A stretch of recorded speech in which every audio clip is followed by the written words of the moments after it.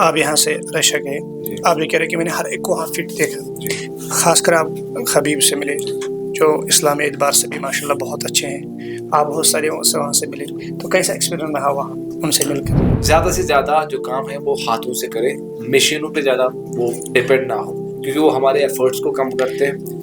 हम हर किसी चीज़ में मशीन ढूंढ रहे हैं कि हमें रोटियां बनानी उसके लिए मशीन आ गई, हमें कुछ करना है उसके लिए मशीन आ गई। हाथों से करें, जो भी चीज़ है वो हाथों से करें और उसमें मज़ा है, उस चीज़ में मज़ा है जी। लेकिन जब मैं वहाँ पे पहुंचा मुझे पता चला कि क्या लेवल है उनकी। जी। मतलब बहुत ज़्यादा, मुझे लगता है कि बहुत ज़्यादा फ़र्क है इंडिया और मतलब दागिस्तान में ट्रेनिंग का भी। और कश्मीर की तो बात ही नहीं है, कश्मीर तो बहुत ज़्यादा पीछे है इस हिसाब से कि हमें यहाँ पे कश्मीर में बहुत सारी चीज़ें ऐसी है जो दागिस्तान से मिलती है, जैसे खाना हो गया, जैसे पहाड़ हो गए, जैसे माहौल हो गया, ठीक है, जैसे दीन का माहौल हो गया, बहुत ज़्यादा मिलती है। लेकिन एक चीज़ है जो यहाँ पे लैग करती है कि यहाँ पे एकेडमी ज़्यादा नहीं है। अगर कोई एकेडमी है भी वहाँ पे कोचेस ऐसे हैं जिनको पूरी नॉलेज नहीं है, जिन्हें खुद ट्रेन नहीं किया है, तो वो कैसे लोगों को। मुझे यहाँ पे कुछ मतलब लड़के हैं जो मुझे बोलते हैं कि हम कहीं पे ट्रेन करते हैं तो हमें बहुत बड़ा फाइटर बनना है। मैंने कहा आपका कोच कौन है? वो कह रहे ऐसे कोच है। मैं कह रहा हूँ वो कोच खुद फाइटर नहीं है तो तुम्हें कैसे फाइटर बनना है?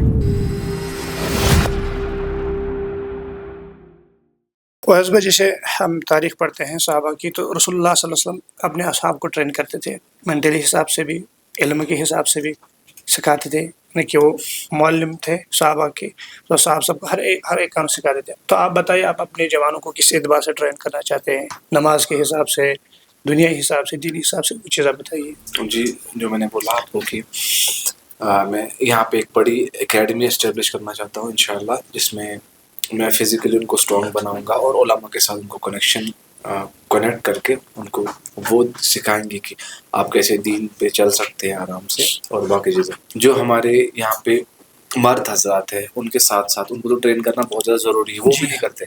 और यहाँ पे एक बात और है कि जो हमारे मदारिस के जो तलबा है या उस्ताद है, उनको भी चाहिए कि थोड़ा सा वो मार्शल आर्ट्स या फिटनेस की थोड़ा जाए, क्योंकि मैंने देखा कि आज अगर कोई बोलता है ना मौलवी साहब या मुफ्ती साहब, वो अपनी दिमाग में इमेज बना लेते हैं कि शायद उनका पेट बाहर निकला होगा, मतलब ऐसी इमेज बनती है।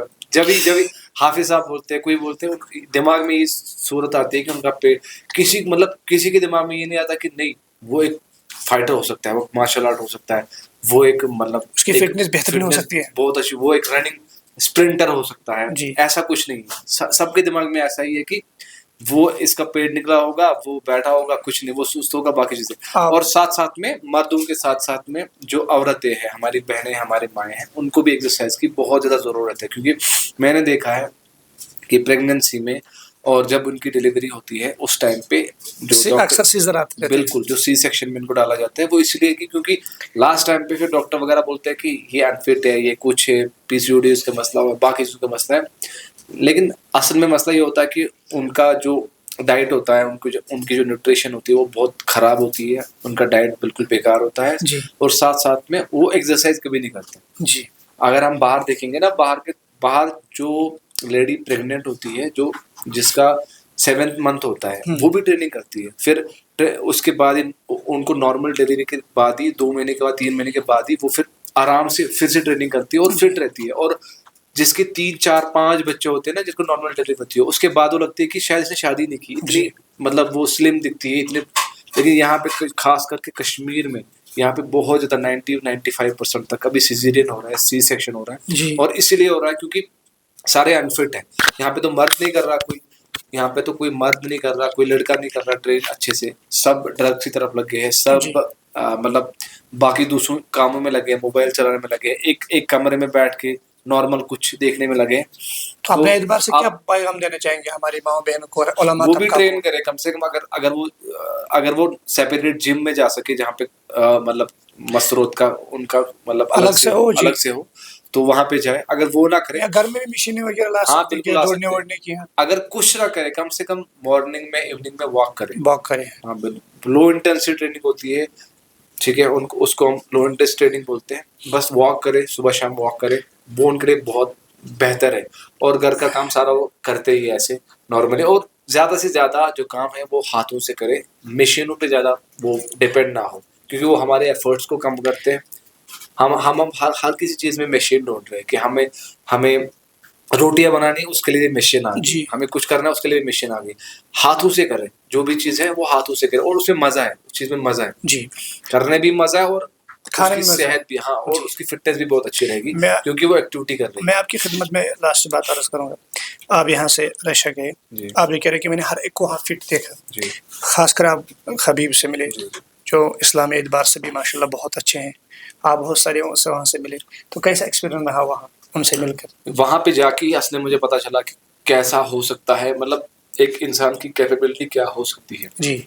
यहाँ पे मुझे लगता था कि ठीक है नॉर्मल है, मैं 2-3 साल में पहुंच सकता हूँ, वो एक चीज़ है। लेकिन जब मैं वहां पे पहुंचा मुझे पता चला कि क्या लेवल है उनकी, जी। मतलब बहुत ज़्यादा, मुझे लगता है कि बहुत ज़्यादा फ़र्क है इंडिया और मतलब दागिस्तान में ट्रेनिंग जी। का भी। और कश्मीर की तो बात ही नहीं है, कश्मीर तो बहुत ज़्यादा पीछे है इस पीछे। हिसाब से कि हमें यहाँ पे कश्मीर में बहुत सारी चीज़ें ऐसी है जो दागिस्तान से मिलती है। जी। जैसे खाना हो गया, जैसे पहाड़ हो गए, जैसे माहौल हो गया, ठीक है, जैसे दीन का माहौल हो गया, बहुत ज़्यादा मिलती है। लेकिन एक चीज़ है जो यहाँ पे लैक करती है कि यहाँ पे एकेडमी ज़्यादा नहीं है। अगर कोई एकेडमी है भी वहाँ पे कोचेस ऐसे हैं जिनको पूरी नॉलेज नहीं है, जिन्हें खुद ट्रेन नहीं किया है, तो वो कैसे लोगों को। मुझे यहाँ पे कुछ मतलब लड़के हैं जो मुझे बोलते हैं कि हम कहीं पे ट्रेन करते हैं तो हमें बहुत बड़ा फाइटर बनना है। मैंने कहा आपका कोच कौन है? वो कह रहे ऐसे कोच है। मैं कह रहा हूँ वो कोच खुद फाइटर नहीं है तो तुम्हें कैसे फाइटर बनाएंगे?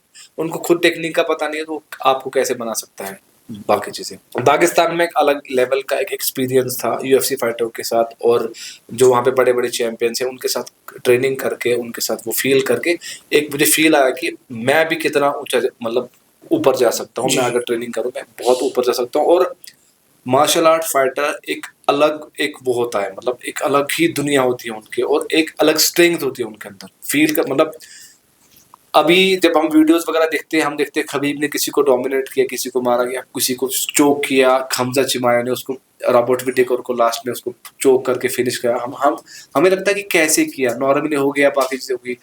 नहीं, उनकी स्ट्रेंथ इस लेवल की है कि अगर वो किसी को होल्ड करे तो बिल्कुल मतलब वो खत्म हो सकता है।